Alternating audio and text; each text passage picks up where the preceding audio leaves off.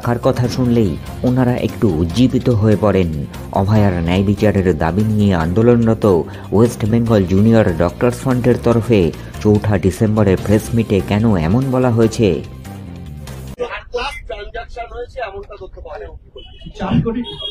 দেখুন, এটি আমরা কি বলবো, আর দেখুন এই সূত্র আপনাদের কাছেই রয়েছে।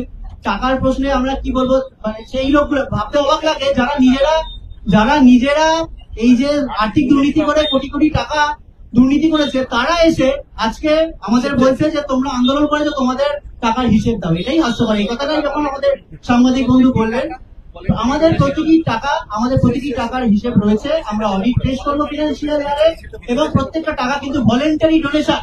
এই টাকা কাউকে তোলাবাজি করে তোলা হয়নি, এটা ওদের মাথায় রাখতে হবে।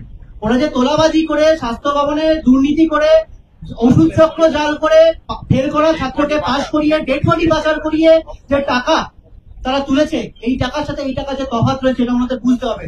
বুঝতে পারছি টাকার কথা শুনলেই ওনাদের একটা কি বলবো, ওনারা একটু উজ্জীবিত হয়ে পড়েন। স্বাভাবিক, খুব স্বাভাবিক ব্যাপার। বলা, আমরা জানি চোরের মন বোচকার দিকে। তো বলতো এই প্রশ্নগুলো তাদের থেকেই আসবে, এটা নতুন করে বলার কিছু নেই।